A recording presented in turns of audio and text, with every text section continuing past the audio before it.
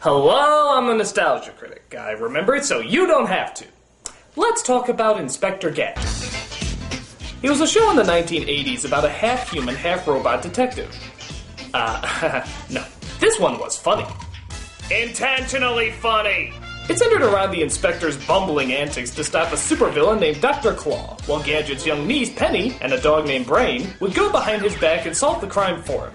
It wasn't anything special, but for kids, it wasn't that bad. It had a smart, humble role model who never got the credit, but was just happy to see justice done. It had a menacing villain you never saw who had a pretty intimidating voice. Well, what a delightful surprise. And of course, it had that kick-ass song.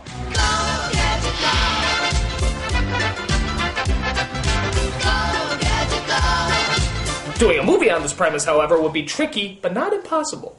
Great care would have to be taken. Let's see, I know! Let's get that idiot who said that's a lot of fish from Godzilla. And while we're at it, why don't we get that moron who ruined Madonna's career? No, the other one. There you go! And finally, let's get one of the greatest directors of all time. The one who directed the coming-of-age classic, Cool as Ice. I smell genius! No sweat, my claw is on his way. Don't worry. As if that trio of idiots wasn't enough, this movie has horrible writing, terrible jokes, and follows the show about as closely as, well, casting John Leguizamo as Luigi. I mean, it's bad. This shit is really, really bad. So go Gadget, fuck a movie, because we're in for quite an experience. This is Inspektor Gadget. So as the film begins, I have to admit, it is pretty cool hearing the theme song in a motion picture. But that quickly changes when we see the cockface himself, Matthew Broderick. Good morning, Officer Brown. Very well. Officer Brown, how do you do? Yeah, he hasn't even said anything and already I hate him. We see this annoying dream sequence where he saves a bus of kids from danger when we suddenly cut to cliche number 5621, thinking you're kissing a woman when really you're kissing an animal. Go Gadget rehash. Brain.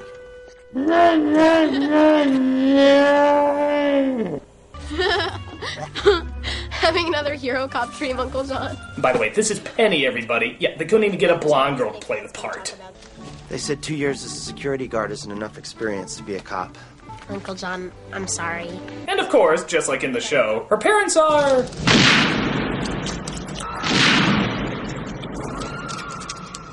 not around. And thus Uncle Gadget, known right now as Uncle Brown, is left alone to take care of her. This is Brain. He looks nothing like the cartoon, doesn't talk, so let's move on. It's not the badge, it's the heart behind it. I'm very proud of you. Whoa, wow! The hell was that? What? Nothing? Anyone? We're not gonna address that? Okay, we'll just come back to that later. We see a scientist played by Odo from Deep Space Nine and his daughter Brenda, as they're trying to work on a new invention that can control robotic limbs by the power of the mind. Tap your foot again. What were you thinking about? I was thinking about how much you remind me of your mother. That's it! It's animated by will, not by thought. By your heart, not your head. Oh, I see. So it's love that fuels scientific mental animatronic limb repair. Oh, and this just in, believing in fairies can regenerate dead tissue back to life as well. Okay, time out! What the hell is that? Well, why are there suddenly random things popping up in the segues? Unless those are the segues? Okay, film 101, guys. When you do a transition, you want something that actually transitions, not incredibly distracts from everything. You see, guys, when you do something this annoying and this distracting, it doesn't add to the style, it just takes away from the story. What little there is. I mean, if you're gonna go that far, why not just go all the way? Why don't you do this? We did it!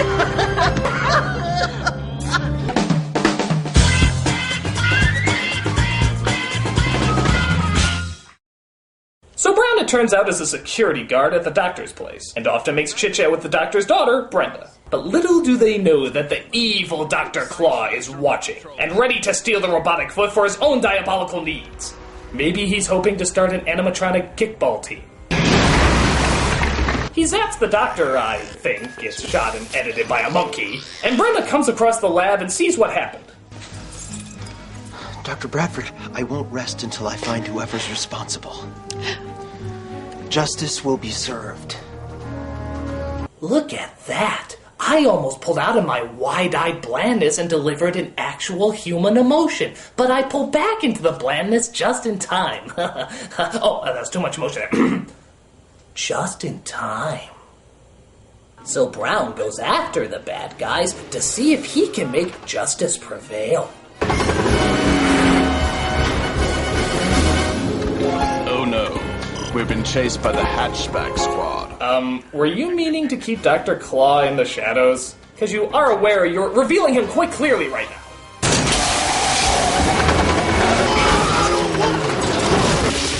Now he's back in the shadows again. Are we just supposed to forget you revealed him right there? I mean, we saw it! There's no surprise now! We know what he looks like! Why put him back in the shadows if you just showed his face? I mean, it's sort of like starting off the original Star Wars movie with...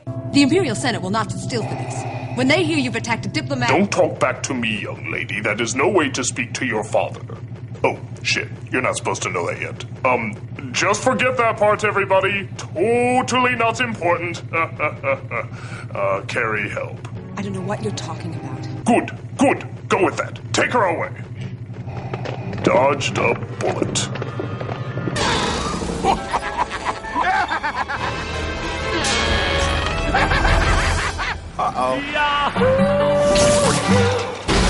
Hurrah, victors! So Dr. Claw finally reveals himself, again, and uses an explosive to blow him up. Remember, smoking kills. By the way, did I mention in the cartoon that Dr. Claw never reveals himself? And even if he did, would this be at all what you imagine he looked like? I imagine he looks like a monster. I imagine he looks like a machine. I imagine he looks like that gay guy from my best friend's wedding. No enough? So the explosion leaves Brown about as broken as his acting. Brenda makes a plea that he always thinks with his heart, so he'd be perfect for their weird-ass little robot operation. Thus, all the doctors come together to put Mr. Brown back together.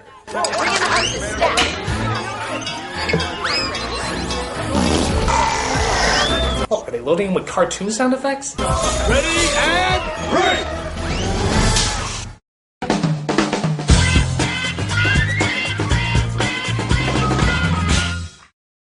We see that Claw actually has a claw now, so he decides to give himself that name. Yeah, I forgot to mention, his name wasn't actually Claw this whole time, it was Sanford Skolax.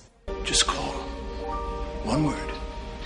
Like Madonna. So, let's just recap. Dr. Claw isn't called Dr. Claw, he doesn't own a terrorist organization called MAD, he sounds less like a monster and more like a fashion critic, and the fact that you never see him in the show is being replaced with seeing him all the time! I mean, wow! Did they get one thing right? Why did you change so much? Were you afraid if you stuck too closely to the cartoon that wouldn't be taken as seriously? Need I remind you this movie has scenes like this? Yeah, wouldn't want to face that! So Brown wakes up and finds that his entire body is laced with, and let's be fair here, mostly pointless shit. What? Yeah, you never know when you might need a balloon. Or bubbles. Fucking bubbles! Yeah, thank God there's no security guards looking after this walking human atom bomb. Just let him press the nuclear button. He'll be fine. Mr. Brown, you've just come out of a very long recovery. You are now a sophisticated network of tissue hardware and software. No! I gotta get out of here. My God, is he bad? I'm sorry, this guy's a marvel. Truly a gift to bad acting. It's like he never knows which delivery to give, so he sorta stops halfway and decides to maybe go with another one. Maybe. No! I gotta get out of here. No! I gotta get out of here. I know that this is all new for you.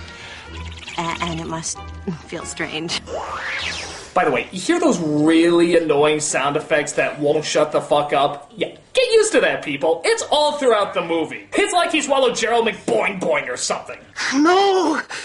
So Brenda explains to him exactly how he functions and how they'll be able to keep him alive. It's a high-powered processor chip that increases the charge in the human brainwave enough to move the machinery that's now built into your body. But we still can't make you act. Without this chip, your body couldn't possibly function. Any more questions? Nope. Then I will just give you your manual to study. Heart of gold, everybody. He's so innocent that he actually makes monkey sounds whenever he sees a woman's behind. Go Gadget hard on. No! She continues to show him how his junk works, and oddly enough, that's not as disturbing as it sounds. And Brown tries to get the hang of it. There were two guys trying to rob a jewelry store, and you wanted to trip them up. What would you do? Go Gadget oil slick. That's not oil, it's toothpaste! Okay, why would anyone put that much toothpaste inside of him? I mean, how many emergencies require toothpaste? And why a hose? Is there really a situation where you need to shoot toothpaste from a hose? And why did it come out when he said oil slick? And why the fuck can't we see Dr. Claw? I'm sorry, I'm still on that. So he's introduced to his new set of wheels, a convertible. Wow. And just to ante up the annoyance in this film, they're proud enough to have the car voiced by D.L. Hewley. Oh, what a delight. Good morning, Riverton. Hey, who's in the car? I work alone. I'm a crime fight machine. Watch this. Back turn. Speed limits are for cars, not the Gadget Mobile. Guess it could be worse. They could be having Chris Tucker doing the voice of the car. Gadget, look out! Look out, Gadget! Oh my god! Look out! Left turn! Left turn, Gadget! Hey, don't you touch my radio! Don't you ever touch a black car's radio, boy! Look out! Touch your sound effects! Sound effects, go! Oh my god! Oh my god, look at that!